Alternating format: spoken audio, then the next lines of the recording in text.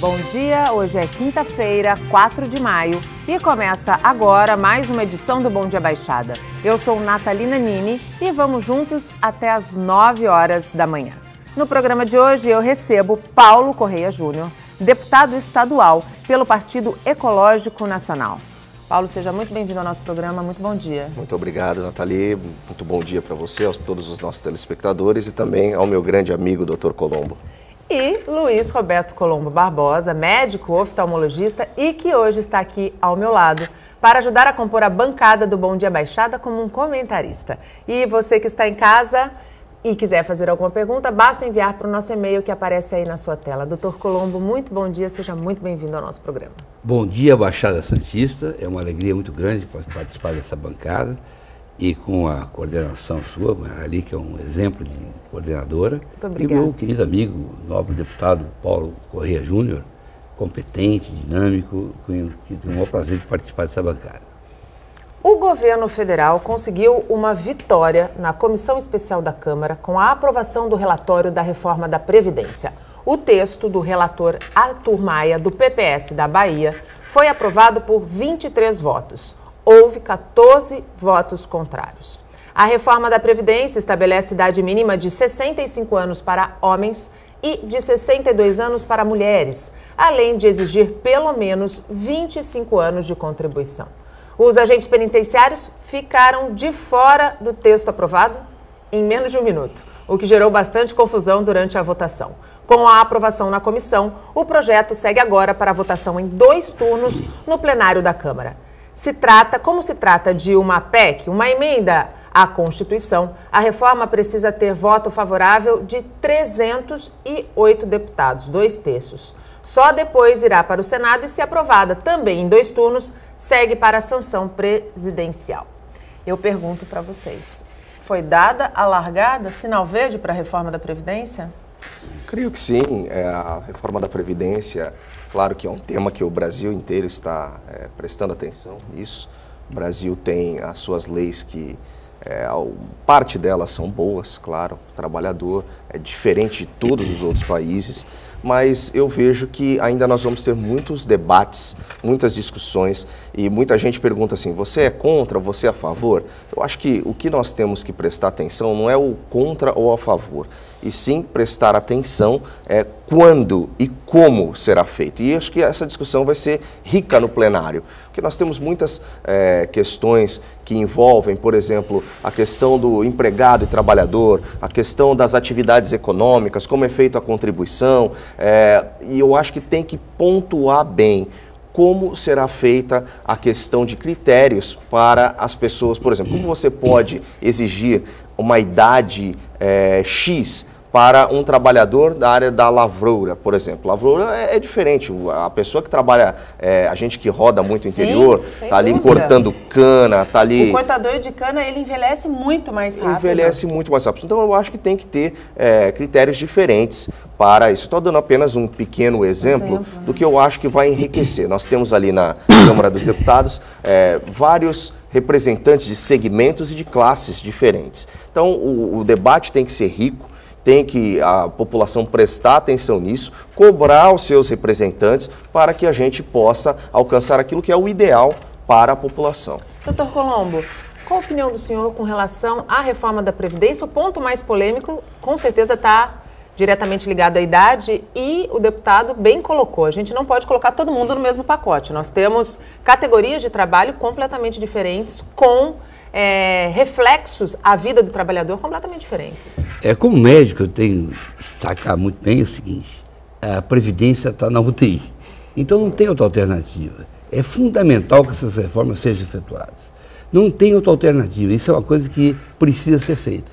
Agora, não adianta ficar discutindo se vai fazer ou não, tem que ser feito por quê? Porque se não fizer, vai acontecer rapidamente, vai acabar com condições de poder dar ao trabalhador os direitos que ele tem. Agora, o que eu vejo que não pode ficar discutindo muito é prioridades, preferências, entende? Tem que ser uma coisa muito mais ampla. Também muito importante de destacar que nós não temos assim que nos esquecermos que existem muitas empresas riquíssimas que têm uma dívida muito muito alta com a Previdência. Então nós vamos arrecadar esses recursos para captar na Bolsa da Previdência Social e assim equacionar melhor essa situação. Acho que é fundamental, não sei o que estou dizendo, foi aprovado ainda ontem, né? E a população tem que entender que isso é uma necessidade premente. Destaquei essa imagem e pense numa pessoa que está na UTI. Você tem que usar todos os recursos para salvar. Não tem outra alternativa. Então essa é a minha posição. Além da reforma da Previdência, nós temos aí a reforma trabalhista, né, e a questão da terceirização. A trabalhista passou com muito mais tranquilidade. A votação, inclusive, da trabalhista, se obtida da Previdência, ela não passa. Né? Então a gente precisa realmente ter uma discussão mais ampla. Eu acredito até que seja mais demorado, né? Não, com certeza. Tem muita coisa que você precisa analisar. Você vê que fechou no ano passado, se eu não me engano, os números, 140 bilhões de déficit. E temos mais ou menos esse ano cerca de 190. Sim. Então, uma hora acaba quebrando. Você tem que resolver essa questão muito bem colocada pelo Dr. Colombo. Nós estamos na UTI e chegou a hora de decidir. Eu parabenizo os governantes por tomarem essa atitude de cuidar, porque uma hora ou outra quase nenhum político quer mexer nessa questão, por questões eleitoreiras. Né? Mas eu vejo que chegou a hora, não podemos mais sofrer, uma hora isso ia quebrar. Então vão ter muitas discussões, é claro que faz parte, isso tem que acontecer mesmo. E é importante, né? O debate é muito importante. Muito importante, a opinião, a colocação, e eu tenho certeza que o Brasil está caminhando para entrar no prumo. O ministro da Fazenda, Henrique Meirelles, ele voltou a dizer que os indicadores econômicos prevêem um ponto positivo a partir do primeiro trimestre. Vocês acreditam que, assim como o ministro da Fazenda, a gente possa dizer que a UTI está passando para a CTI a nossa questão da crise econômica? Eu acredito que sim, eu acredito que, primeiro, nós somos brasileiros e temos que torcer pelo nosso país e trabalhar para que isso melhore. A gente vê que o governo passado estava sem o crédito da população, estava sem crédito. E quando você está sem crédito, acaba parando os investimentos no país. A crise de identidade reflete em tudo, né? Reflete muito. Hoje, com este novo governo, não estou avaliando a questão do governo, se é bom ou se é ruim, estou falando com um novo governo. Com o novo governo, acaba gerando novos investimentos. Hoje, a gente vê o Brasil dando um sinal, está no sinal amarelo, para que a gente tenha um sinal verde para sair da crise. Então eu vejo que com a mudança do governo, o Brasil começou a mudar, porque infelizmente com o governo que tínhamos antes, nós ficamos num descrédito tão grande pela instabilidade política que o Brasil estava passando, que eu vejo que hoje as pessoas começam a acreditar mais no Brasil. Então eu vejo que estamos sim caminhando para sair da crise. A crise política, que depois veio como uma crise de credibilidade e quebrou o nosso país, né? A gente não pode deixar de ressaltar, porque foram dois grandes motivos. Começou com uma questão política e depois virou uma questão de credibilidade, e aí quando isso aconteceu, claro, a gente viveu a maior crise da nossa história, né, Dr. Colombo? Eu fico muito feliz quando eu vejo jovens políticos vindo a participar ativamente. O Paulo é um jovem deputado, eu tenho assim testemunho que o ano passado o Hospital João Leite completou 80 anos de existência. E o Paulo fez uma moção à Câmara dos Deputados, dando uma placa de comemorativa. Ele foi saudado simplesmente pelo presidente do Tribunal de Contas do Estado de São Paulo, o deputado Dimas Ramalho, e assinando a conduta ilibada como deputado. Eu vejo isso muito, muito importante porque eu acredito que a política é o instrumento mais importante de uma sociedade democrática. Sem dúvida. Nós ou trabalhamos bem a política, ou temos condutas ilibadas, corretas, dinâmicas, altruístas, e que venham realmente resolver o problema da população. A população não quer saber quem fez, quer saber que fez. Então isso que é importante. Agora, nós temos que ver o seguinte, que esse processo, ele ou desencadeia uma política de alto nível democrático, ou a guerra. Não tem um intermediário. Ou se faz política, ou se faz guerra. Então compete a nós, democratas, lutarmos para que a gente consiga gradativamente ir lapidando, depurando e caminhando. Eu tenho muita certeza, não tenho nem esperança, que o Brasil, a minha faixa etária, já passei por umas 15 crises. Então, essas crises vão passar e vão existir sempre. É que nem doença ao longo da nossa vida. Vai sempre ter. Agora, o importante é o seguinte... É aprender com a crise, né? Aprender com a crise. E o Brasil é tão pujante, tão forte, tão poderoso, que ele supera todas as crises. Essa crise é mais grave, que é uma crise moral, ética, de dignidade. Nós não podemos perder a esperança da dignidade, da honra, nós temos que lutar muito. Então, acredito muito que jovens políticos venham resgatar isso. Por isso que eu motivo muito a todos os jovens que venham participar da política. Acho que é fundamental, o instrumento mais importante de uma sociedade democrática. A política aliada à informação correta, né? Ontem nós tivemos na Câmara de Santos a posse da Câmara Jovem e vem muito de encontro ao que o senhor está falando, né? A gente vê adolescentes sentados no plenário da Câmara e interessados pelo futuro da cidade. Quando a gente tem essa consciência política, a gente pode ter não só a esperança, como a certeza de que a próxima geração vai fazer diferente. Não, com certeza. Nós estamos vendo tanta coisa ruim que nós temos que ter esperança nos jovens que estão chegando aí. Nós estamos vendo a opção do eleitor para pessoas com um perfil diferente para a política. Pessoas, empresários bem-sucedidos e não aquela família tradicional de político. Eu, por exemplo, não venho de uma família de políticos, né? Estou aí fazendo o meu trabalho como político, porque creio que política é vocação. Sim. E a gente vê que estamos aí com os novos exemplos da política que vem funcionando. Então é claro que é muito gostoso, é muito bonito a gente ver aqueles jovens que estavam na Câmara de Santos. Eu estava na Assembleia Legislativa até tarde ontem, que estávamos votando um projeto importante. Nós vamos discutir ainda hoje. E eu vi as fotos, minha assessoria estava presente ontem e vi a alegria daqueles jovens. Então isso contagia a gente, né? Contagia os pais e com certeza é o nosso futuro. Espero que a moçada, essa moçada nova que vem, estão prestando muita atenção nas coisas que acontecem. Sim. Hoje a classe política vive um descrédito tão grande que você acaba pagando o pato pelo que os outros fazem de errado, né?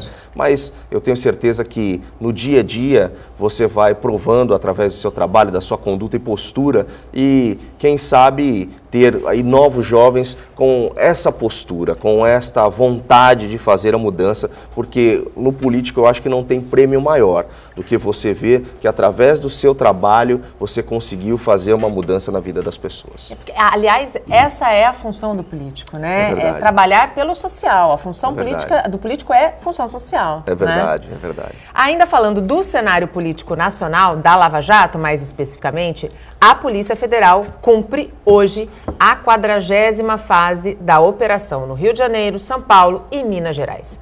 Batizada de asfixia, os investigados vão responder pelos crimes de corrupção, fraude em licitações, evasão de divisa, lavagem de dinheiro, entre outros. 5 mandados de condução coercitiva ainda estão em andamento. De acordo com a PF, a operação investiga empresas e seus respectivos sócios que são suspeitos de atuar em um esquema de repasses ilegais de empreiteiras para funcionários da Petrobras em decorrência da obtenção de contratos. 3 anos de Lava Jato, 40ª fase da operação e a gente ainda vê que tem sujeira debaixo do tapete. A gente vai conseguir varrer tudo para fora? Eu acho que a Lava Jato ainda tem bastante tempo aí pela frente. Teremos novos capítulos, com certeza, sabe, igual aquele filme popular que passa Velozes e Furiosos, que está no 1, 2, 3, 4, 5, 6, 7, tá entrando no 8. Mais ou menos assim, vai demorar bastante, eu acho que tem muita coisa.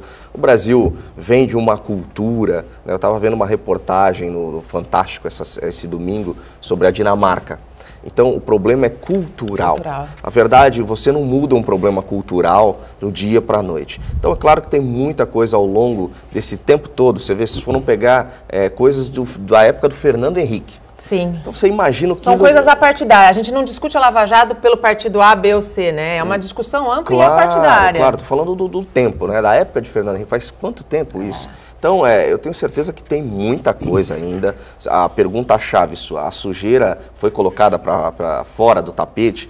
Não acredito, acredito que tem muito mais coisa. E os próprios delatores estão colocando e que terão mais coisas. O próprio Palocci, eu estava vendo a entrevista dele, falou, olha, eu vou falar tudo que eu Sei. E ele sabe, né? Ele sabe. Mas vocês sabem que vocês vão demorar um bom tempo aqui ainda. Então eu acho que nós teremos muito tempo ainda de ver isso. Isso é triste, muito. Mas chega uma hora que a gente tem que tomar a providência. Eu acho que a questão da Lava Jato não é só esse problema que ocorre no nosso país. Tem muitas outras coisas. Eu acho que uma coisa de cada vez vai sanando e vamos curando as feridas aos poucos. Doutor Colombo, o deputado colocou uma questão que eu bato muito, que é um problema, é a expressão problema cultural, né? A gente chegou a ouvir de pessoas que foram presas pela Lava Jato em suas delações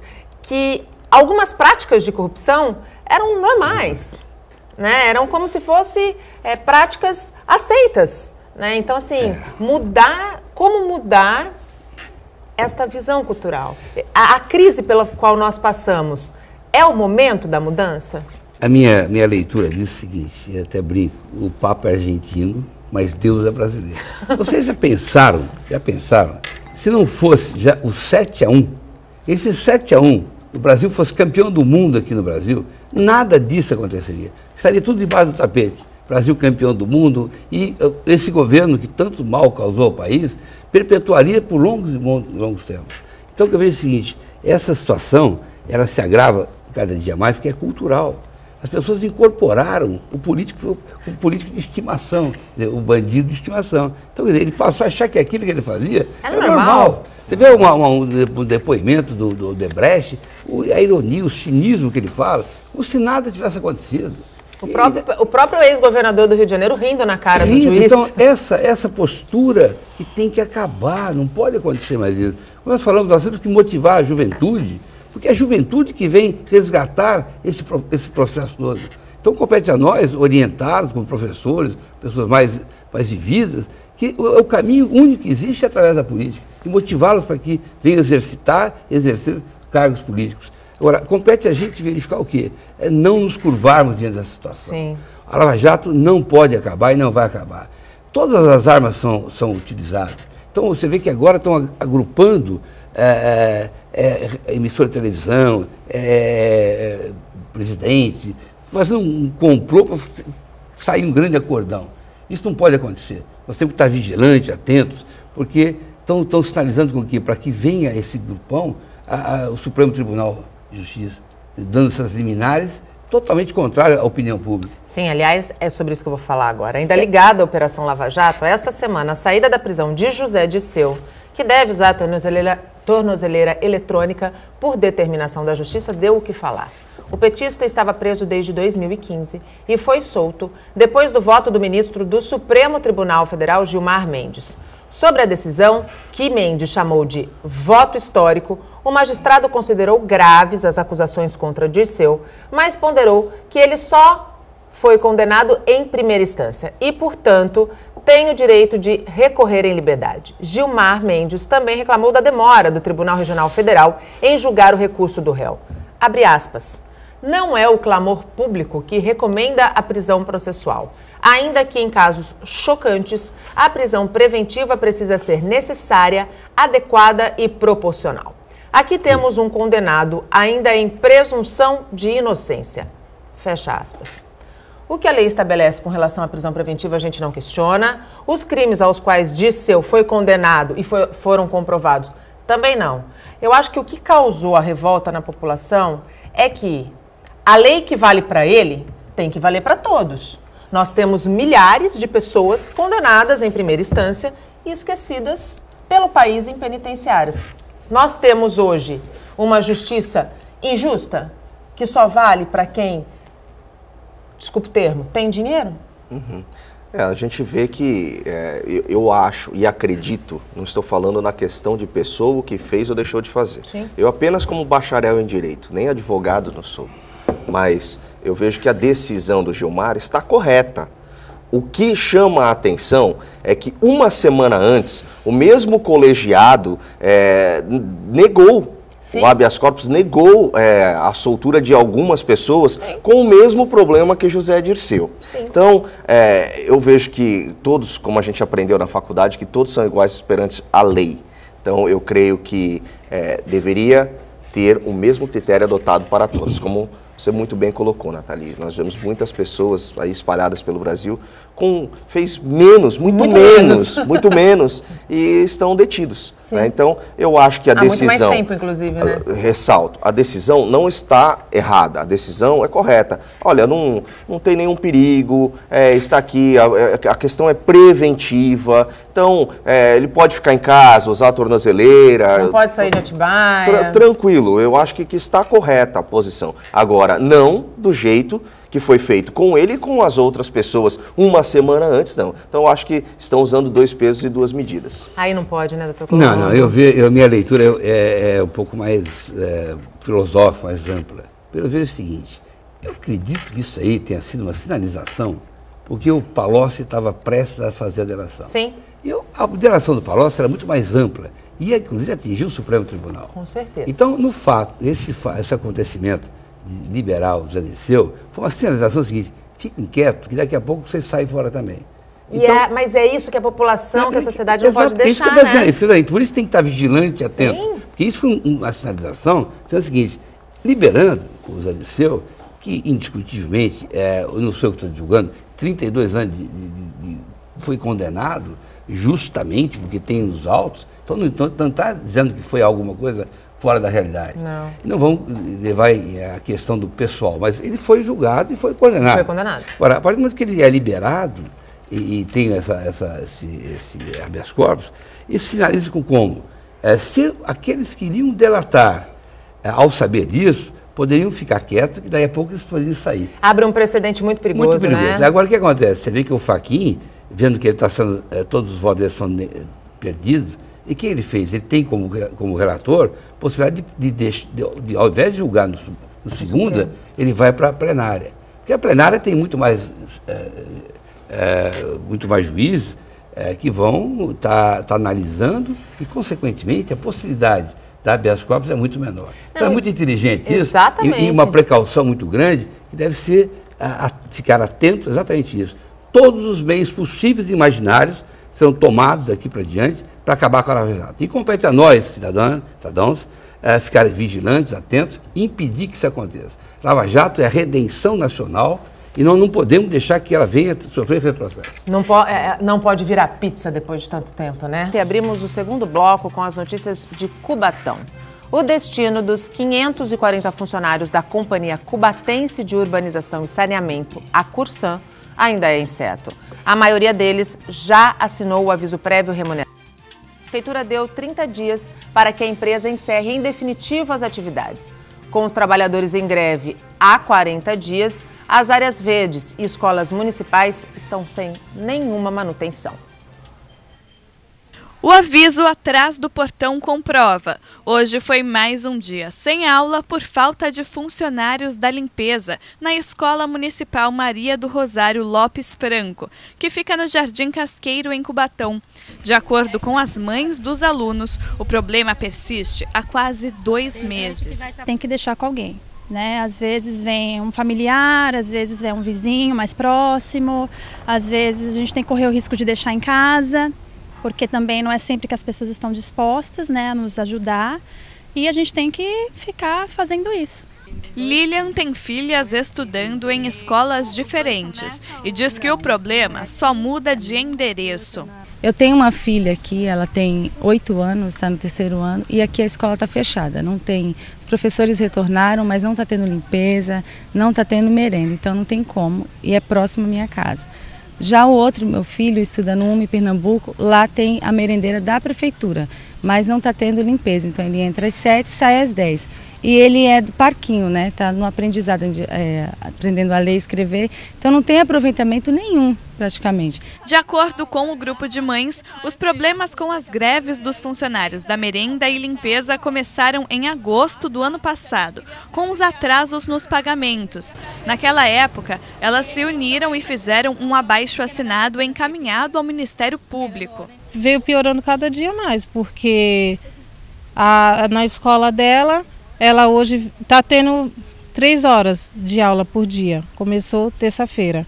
E aí hoje ela veio me falar que a classe dela estava uma piscina, o banheiro está fechado, tá usando o banheiro das professoras, que com certeza elas que estão limpando, e cada dia está ficando pior. Outro abaixo-assinado começou a circular ontem. Colocamos outras coisas, como falta de professor substituto, professor cuidador, que tem crianças especiais, que não está tendo. A minha filha maior, que estuda aqui no Maria do Rosário, precisa de reforço, não tem professor para reforço. E cada dia mais está ficando difícil. 250 mães já assinaram. O problema parece estar longe de uma solução. Quem realiza os serviços de manutenção nas escolas é a Cursan, empresa terceirizada há 32 anos pela Prefeitura.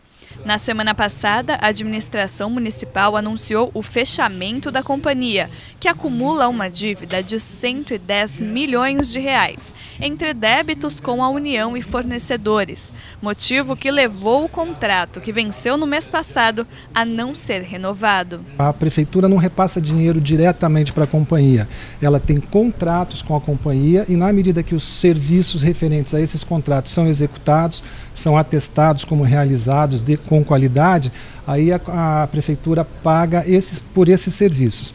Na medida em que os contratos todos findaram por caducamento de prazo ou por impossibilidade legal de pagamento, a Prefeitura não tem como hoje pagar novos serviços para a companhia. Na última sexta-feira, o prefeito Ademário Oliveira anunciou as 2 novas empresas que farão os serviços de merenda e limpeza das escolas e áreas verdes, que antes eram de responsabilidade da Cursan. Os contratos emergenciais de 6 meses somam juntos 12 milhões de reais. Os sindicatos negociam para que os trabalhadores que eram da Cursan sejam absorvidos por essas companhias. E em meio a tudo isso, alguns ex-funcionários denunciaram ter sido coagidos por vereadores. Que grevistas não vão entrar na nova empresa, que trabalhadores que têm atestados ou que um dia foram afastados, esses também eles não querem. Então nós queremos decidir e ter transparência no processo. Tivemos acesso a algumas dessas conversas, realizadas por WhatsApp. A identidade dos envolvidos não foi divulgada. Os assuntos envolvem reuniões marcadas em gabinetes de vereadores, que prometeram conseguir emprego aos trabalhadores desligados que não aderissem à greve. O material foi encaminhado ontem ao Ministério Público. Antes de ontem, funcionários foram coagidos por vereadores para pararem de dar entrevistas, que não era mais para ele dar entrevista na TV, falando a esse respeito, porque esse trabalhador um dia foi cabo eleitoral dessa pessoa. Então, assim, a situação está tomando uma proporção muito ruim, né, para os trabalhadores, e isso está causando revolta. Buscando o reaproveitamento dos funcionários demitidos da Cursan, o sindicato da categoria tem se reunido com representantes da nova empresa contratada pela Prefeitura para fazer a limpeza. Hoje pela manhã aconteceu mais uma negociação. Diretores da Demax, empresa escolhida para realizar os serviços, evitaram a imprensa. Mostraram interesse em absorver a maioria, todos aqueles que quiserem, segundo o diretor comercial da empresa, todos aqueles trabalhadores que quiserem repassar para essa empresa para a limpeza, eles vão ficar somente com limpeza, não vão ficar com áreas verdes, nem com merenda. Eles irão absorver, porque eles estão acompanhando, que é uma mão de obra já qualificada, né, estão aí há mais de 5, 11 anos, e que essas pessoas eles irão absorver. Uma coisa que ficou certa é que eles vão seguir o SEAC, que é o sindicato patronal, e aí infelizmente os trabalhadores vão ter algumas perdas, principalmente na questão dos benefícios, que tem uma discrepância assim muito grande, né, muito baixo no caso. A gente tenta ensinar em casa, né, de alguma forma, mas é bem difícil, porque eles vão perdendo a vontade de vir para a escola quando tem aula. Então fica complicado ensinar em casa ou dar alguma atividade, sendo que tem escola perto de casa e não está tendo nada, né? A educação é a base para a gente poder construir uma sociedade melhor. Entramos em contato com a Prefeitura de Cubatão, que até o momento não enviou uma resposta. E ainda falando de Cubatão, o Hospital Municipal, que foi fechado em fevereiro pelo prefeito Ademário Oliveira, deve ser reaberto em setembro. Dos 125 leitos disponíveis, 75 vão atender exclusivamente o SUS. A Prefeitura vai realizar em julho uma concorrência pública para definir uma entidade hospitalar sem fins lucrativos para administrar o hospital. E a gente volta a conversar com Paulo Correia Júnior, deputado estadual pelo Partido Ecológico Nacional, e com Luiz Roberto Colombo Barbosa, médico oftalmologista e hoje meu convidado como comentarista aqui do Bom Dia Baixada. Deputado, a situação de Cubatão é muito complicada, apesar das iniciativas do prefeito, das tentativas do prefeito de colocar a cidade nos eixos, ele precisa sair do cadinho para dar o primeiro passo e não consegue, não tem recurso. Como o Legislativo, como a Assembleia, como a base política que cerceia, né, o município pode ajudar? Bom, primeiramente, como nós estamos fazendo para ajudar Cubatão? Primeira questão, eu tentei enviar uma emenda de R$400 mil para o município, não consegui, como se ele está no cadinho. Uma prioridade que eu tenho no mandato, estou ali na Assembleia, de olho nisso, tenho batalhado e brigado muito, tenho certeza e convicção plena que isso acontecerá, é que Cubatão vire município de interesse turístico. Já é um passo para virar estância, para poder receber dinheiro do DAD. Então, estou com toda a documentação pronta, eu sou autor do projeto de lei, nós entramos num acordo na Assembleia que agora eu tenho que retirar esse projeto de lei para entrar com todos os deputados como autores, para não dar confusão em suas regiões. Um deputado quer ser padrinho de uma cidade e outro, então, enfim, nós vamos retirar e entrar. Cubatão está com a documentação 95% pronta, falta apenas a aprovação do Conselho de Turismo no município, que deve passar pela Câmara. Com os problemas que vem acontecendo na cidade, não foi ainda possível passar, acho que em segunda votação na Câmara Municipal, mas tenho certeza que logo estará em mãos e Cubatão será município de interesse turístico e passa a receber uma verba de R$500 mil por ano, a princípio. E lutar para que nesses próximos 3 anos, Cubatão se transforme em instância, aí vem recursos do DAD. Eu também creio que nós temos que ter uma visão metropolitana, sim, não só no discurso, claro, mas assim como na prática.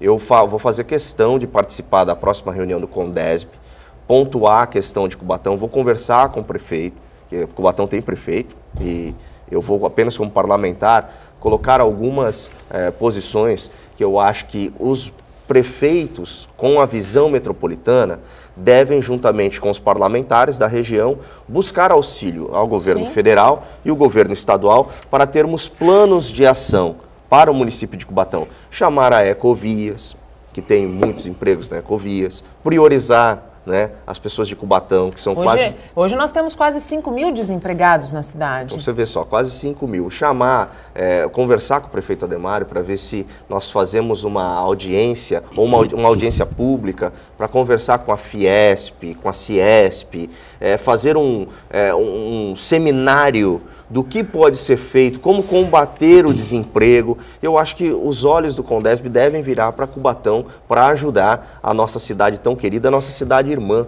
vizinha, que foi, parte de Santos, era Santos, Cubatão era Santos, e hoje tem a sua autonomia. Eu tenho, particularmente, um escritório político na cidade. Foi uma promessa minha de campanha que teria ali o meu escritório, atendo na cidade de Cubatão e tenho defendido todos os interesses de Cubatão na Assembleia Legislativa. A nossa limitação, ela é curta, né? Somos muito limitados como parlamentares para fazer alguma coisa, mas na interlocução isso a gente tem feito. Então, o próximo passo também que daremos, eu estarei na Comissão de Assuntos Metropolitanos, pedindo também audiências para tratarmos do assunto de forma metropolitana.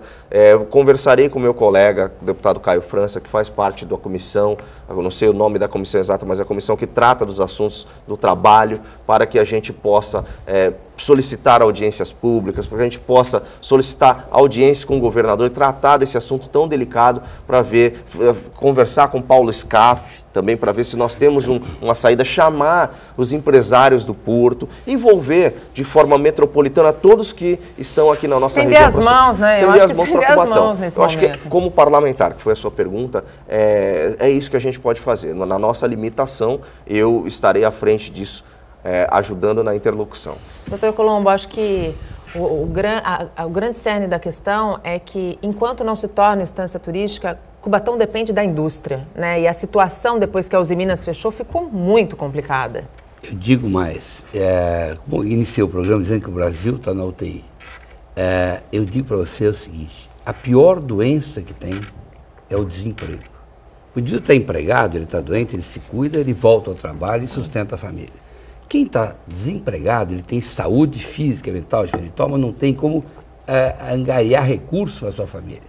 Uma família desestruturada, desestrutura tudo. Sem dúvida. Então eu vejo isso a coisa mais grave que tem.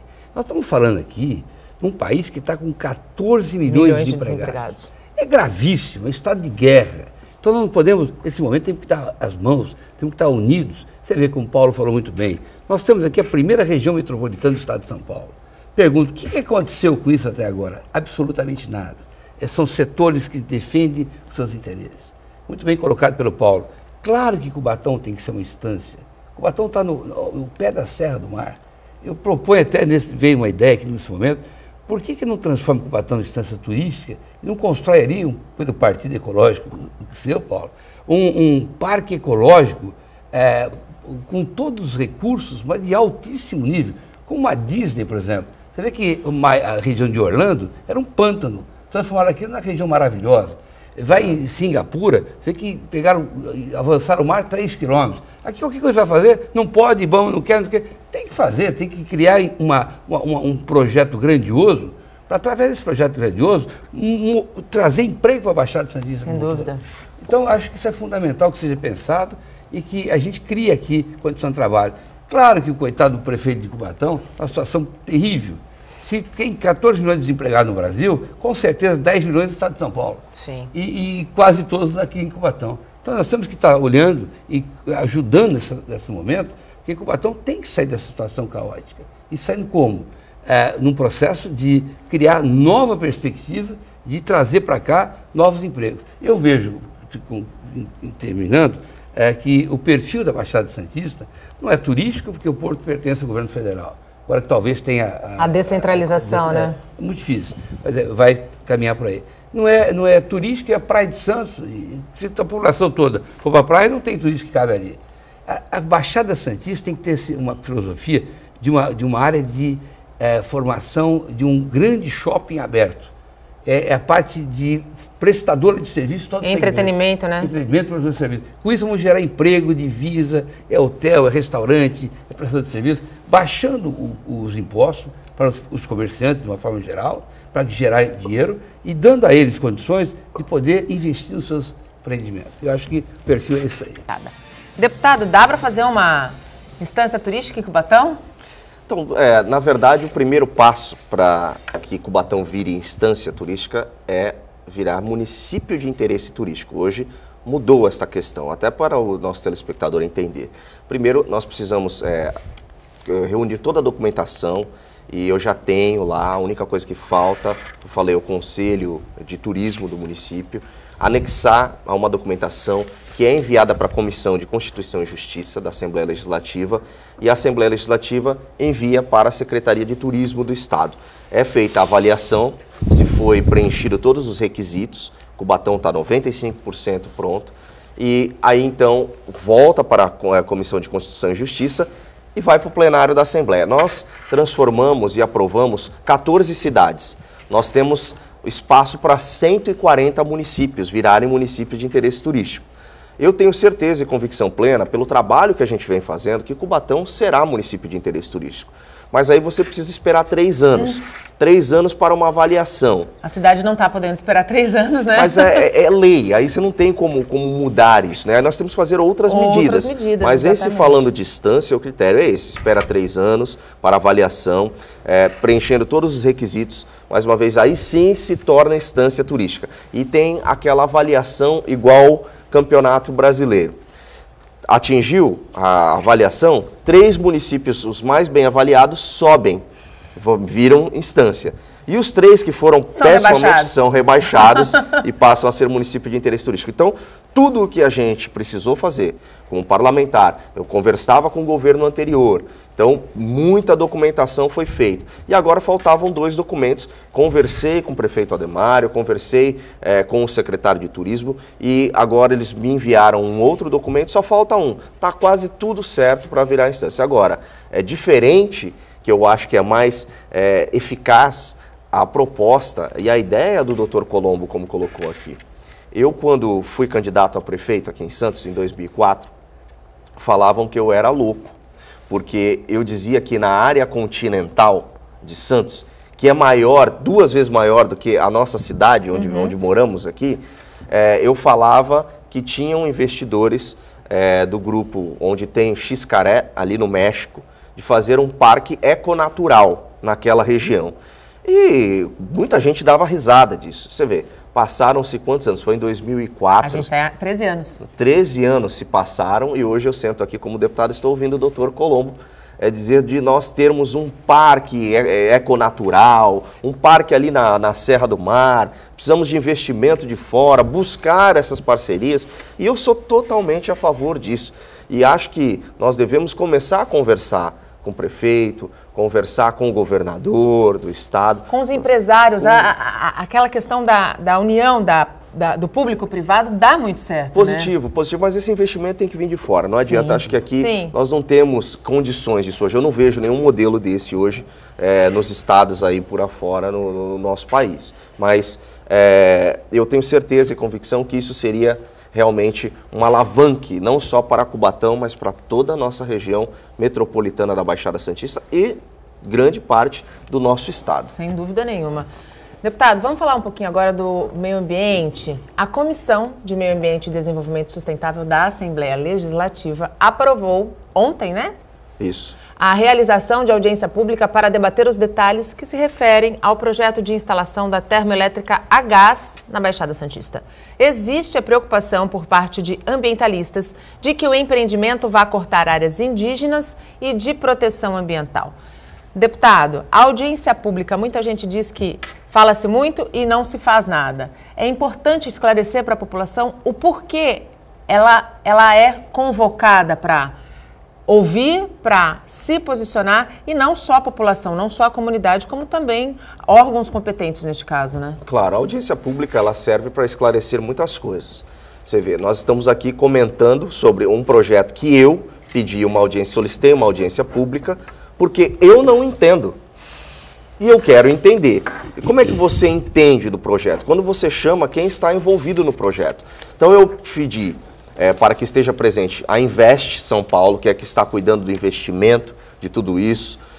Pedi para chamar a CETESB, para nós analisarmos os impactos ambientais que temos, se terá ou se não terá, como será feita a canalização disso, se vai se estender para Cubatão também, se o projeto pretende passar por Praia Grande, pela nossa região metropolitana. Eu quero entender melhor. E só para a audiência pública, ela esclarece. E aí você chama a população, você chama a Câmara, você chama os munícipes, você chama todos os entes envolvidos nessa questão para esclarecimentos.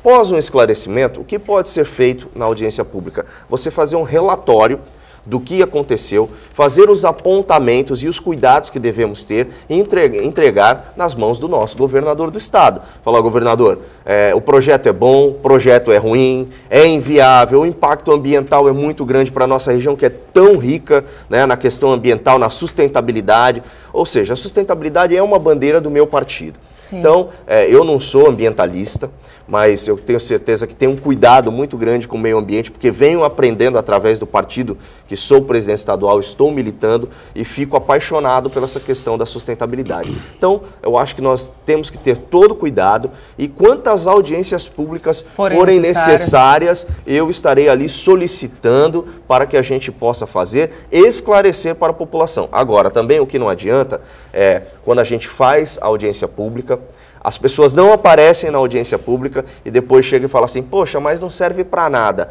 Não, a audiência pública serve sim, é o lugar onde a população tem voz, onde a população pode se manifestar, pode fazer as perguntas, não precisando ter o voto eletivo para estar num plenário ou questionar algo. Ali é onde você tem voz. Doutor Colombo, minha coordenação já me disse que eu tenho pouco mais de 3 minutos, mas para a gente encerrar o nosso bate-papo, extremamente importante trazer a população para participar do processo, né? A audiência pública é o processo mais democrático que pode existir. É a oportunidade que é dada a todas as pessoas se manifestarem. Agora, o que precisa é ter motivação e tem que ter também, como você falou, resposta para isso. Não adianta fazer audiência, o legislativo faz, discute, e o executivo não executa. Então tem que ter mais praticidade, tem que acabar com muita burocracia. O que atrapalha o Brasil, atrapalha o desenvolvimento, é o processo burocrático. Nós temos que fazer alguma coisa para que essa engrenagem funcione mais rapidamente. O nosso tempo acabou, eu gostaria muito de agradecer a tua participação aqui, deputado. Tenha sempre aqui no Bom Dia Baixada um espaço para falar dos teus projetos, porque eu também acredito que a sustentabilidade do meio ambiente é o que vai garantir uma sociedade e um mundo melhor para os nossos filhos e para os filhos dos nossos filhos. Muito obrigado pela tua participação. Com certeza, muito obrigado. Parabéns a você pela condução do programa. Obrigada. Parabéns ao meu professor, meu amigo, que sempre está me norteando e dando uma visão positiva para a Assembleia. Muitos dos projetos que eu tenho encaminhado, o Dr. Colombo tem, sempre ali quando eu vou no seu consultório, falando, olha, Paulo, eu acho que seria interessante isso, e sempre pontual e com coisas dinâmicas e arrojadas para a nossa região. Muito obrigado, Dr. Colombo, o carinho que eu tenho pela sua família, obrigado ao nosso telespectador e muito obrigado ao meu amigo que está aqui, o Rogério Conde, está aqui nos bastidores do programa. Obrigado pelo convite, Rogério, e muito obrigado a você e a todos que nos assistem na Baixada Santista. Obrigado. É a experiência aliada com a juventude, por isso que dá certo. Muito obrigada, Dr. Colombo, pela tua participação aqui no nosso programa. Eu fico muito feliz e até emocionado com as palavras do Paulo, mas eu digo o seguinte, é importante isso, é agregar a experiência com a motivação, com a juventude e ver os resultados. Parabéns ao programa, muito bem conduzido. Obrigada. Acho que é importantíssimo que a gente tenha esses debates para que a gente possa ampliar nossa consciência e realmente trabalhar para um Brasil melhor. Eu confio, acredito, tenho esperança que nosso país é o melhor país do mundo. Muito obrigada, Dr. Colombo. O Bom Dia Baixada fica por aqui. Durante todo o dia você pode ficar bem informado sobre tudo o que acontece na região e no mundo acessando o Santa Portal. Não esqueça de curtir nossa fanpage no Facebook e nossa página no Instagram e no Twitter. Eu volto amanhã com a nossa tradicional Agenda do Porto às 8 horas da manhã. Tchau!